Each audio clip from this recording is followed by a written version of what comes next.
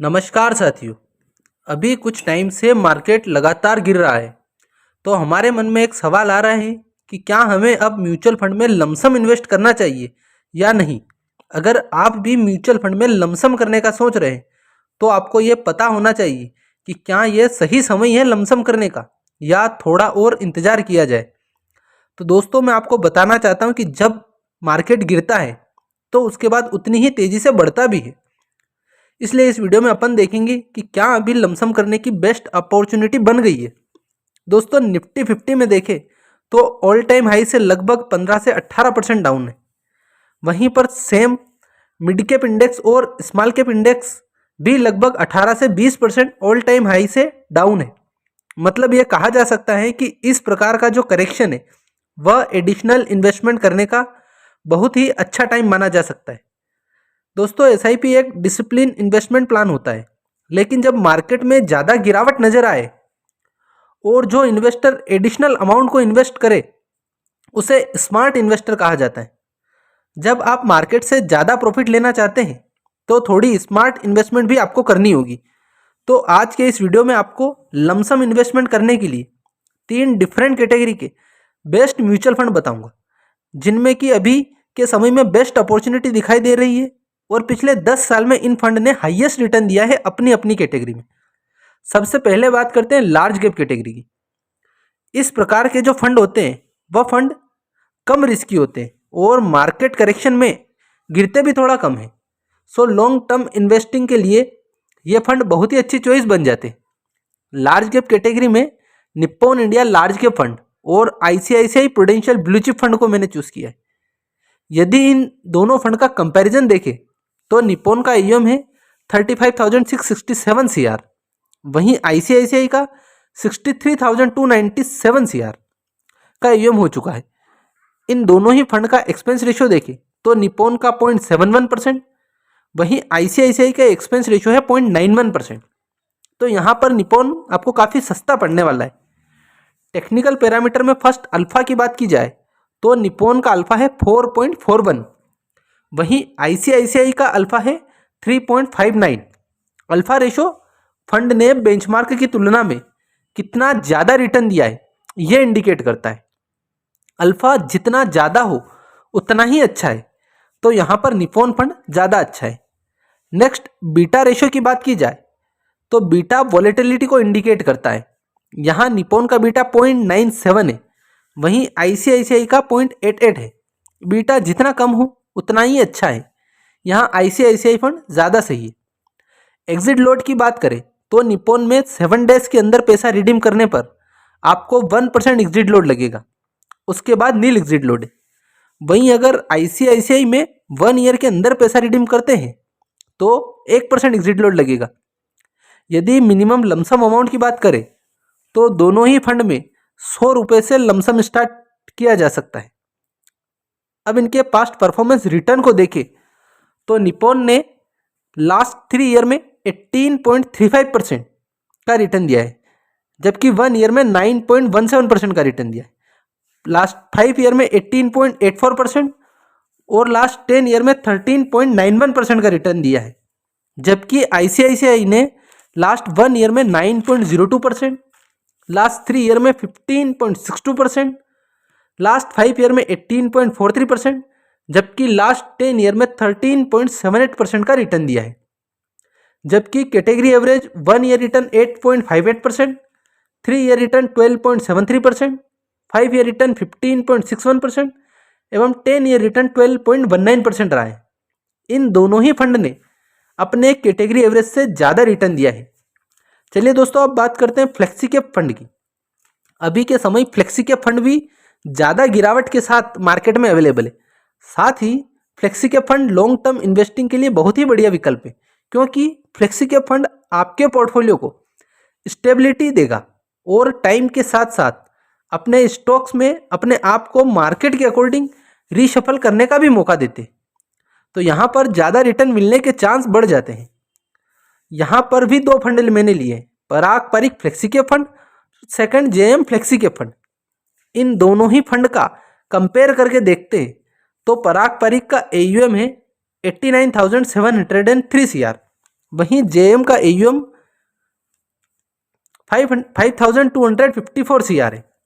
Next expense ratio को देखें तो पराग पारिक का एक्सपेंस रेशो है 0.63%, वहीं जेएम का 0.56% एक्सपेंस रेशो है। एक्सपेंस रेशो फंड चार्जेस है जो कि जेएम के कम है। नेक्स्ट अल्फा की बात की जाए तो पराग पारिक का अल्फा है 4.77, वहीं जेएम का अल्फा 8.68 है। ज़्यादा अल्फा होना अच्छा है तो यहाँ पर जेएम अच्छा है। अब बीटा को देखें तो पराग पारिक का बीटा 0.71 है, वहीं जेएम का बीटा 1.03 है। मतलब जेएम फंड ज़्यादा रिटर्न ज़्यादा रिस्क लेने की वजह से दे रहा है। अब नेक्स्ट एग्जिट लोड की बात करें तो पराग पारिक में 2% एग्जिट लोड अगर पैसा 1 ईयर से पहले रिडीम करे तो, 1% एग्जिट लोड अगर पैसा 1 ईयर और 2 ईयर के बीच में रिडीम करे तो, और 2 ईयर के बाद रिडीम करने पर नील एग्जिट लोड है। वहीं जेएम में 1% एग्जिट लोड अगर 30 दिन के अंदर अंदर पैसा रिडीम करे तो, अदरवाइज नील एग्जिट लोड है। लमसम अमाउंट को देखें तो पराग पारिक में मिनिमम 1000 रुपये का लमसम कर सकते हैं, वहीं जेएम में भी मिनिमम 1000 रुपये का लमसम कर सकते हैं। दोनों ही फंड में मैक्सिमम की कोई लिमिट नहीं है। अब दोनों ही फंड के पास्ट रिटर्न को देखें तो पराग पारिक ने पास्ट 1 ईयर में 16.94%, पास्ट 3 ईयर में 17.85%, पास्ट 5 ईयर में 24.02% और पास्ट 10 ईयर में 18.23% का एनुअल रिटर्न दिया है। वहीं जेएम की बात करें तो पास्ट 1 ईयर में 15.38%, पास्ट 3 ईयर में 23.26%, पास्ट 5 ईयर में 22.08% और पास्ट 10 ईयर में 16.71% का रिटर्न दिया है। मतलब पराग पारिक ने पास्ट 5 और 10 ईयर में जेएम से ज़्यादा रिटर्न दिया है। अब बात करते हैं मिड कैप फंड की। दोस्तों मिड कैप फंड ने लास्ट 10 ईयर में बहुत ही शानदार रिटर्न बनाकर दिया है, इसलिए मिड कैप फंड भी लमसम करने के लिए एक बढ़िया चॉइस बन जाते हैं, क्योंकि इनमें स्मॉल कैप जितना रिस्क भी नहीं रहता और रिटर्न स्मॉल कैप के लगभग बराबर मिलता है। दोस्तों मिड कैप फंड में 3 फंड को मैंने लिया, Motilal Oswal mid cap fund, Edelweiss mid cap fund और HDFC mid cap opportunity fund. इन तीनों ही फंड को कंपेयर करके देखते हैं तो मोतीलाल का AUM 24,488 CR, वहीं एडेलवाइस का AUM 8,268 CR, जबकि HDFC का AUM 73,510 CR है। नेक्स्ट एक्सपेंस रेशो को देखें तो मोतीलाल का एक्सपेंस रेशो 0.65% है, वहीं एडेलवाइस का एक्सपेंस रेशो 0.39% है, जबकि HDFC का एक्सपेंस रेशो 0.79% है। यहाँ एडेलवाइस का एक्सपेंस रेशो सबसे कम है फंड चार्जेस।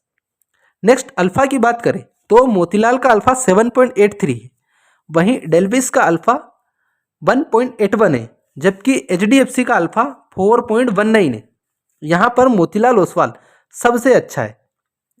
अब बीटा रेशो को देखें तो मोतीलाल का बीटा 0.85 है, वहीं एडेलवाइस का बीटा 0.95 है, जबकि HDFC का बीटा 0.88 है। कम बीटा वाला फंड ज़्यादा अच्छा होता है क्योंकि कम वोलेटाइल होता है। यहाँ पर मोतीलाल ओसवाल सबसे अच्छा है। नेक्स्ट एग्जिट लोड की बात करें तो मोतीलाल में 1% एग्जिट लोड अगर पैसा 1 ईयर से पहले रिडीम करते हैं तो, वहीं एडेलवाइस में 1% एग्जिट लोड अगर पैसा 90 डेज से पहले रिडीम करते हैं तो, जबकि HDFC में 1% एग्जिट लोड अगर पैसा 1 ईयर से पहले रिडीम करते हैं तो, 1 ईयर के बाद रिडीम करने पर तीनों में ही नील एग्जिट लोड है। अब मिनिमम लमसम अमाउंट की बात करें तो मोतीलाल में मिनिमम 500 रुपये, वहीं एडेलवाइस में मिनिमम 100 रुपये, जबकि HDFC में भी मिनिमम 100 रुपये का लमसम कर सकते हैं। तीनों ही फंड में मैक्सिमम लमसम की कोई लिमिट नहीं है, आप जितना चाहें उतना इन्वेस्ट कर सकते हैं।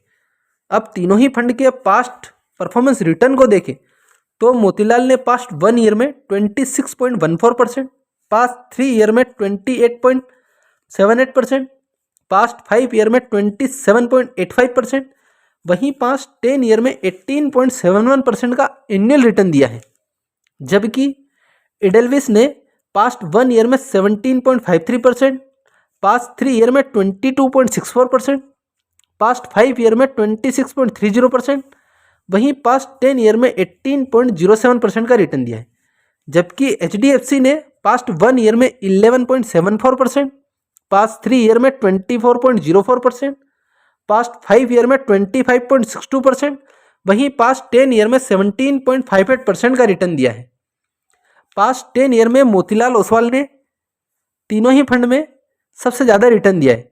तो दोस्तों ये थे तीनों कैटेगरी के बेस्ट फंड्स। खैर ये कोई फाइनेंशियल एडवाइस नहीं है, तो अपने रिस्क एवं रिटर्न के अकॉर्डिंग ही इन्वेस्टमेंट करें। वीडियो कैसी लगी कमेंट में अवश्य बताएं, लाइक शेयर एवं सब्सक्राइब करें। धन्यवाद।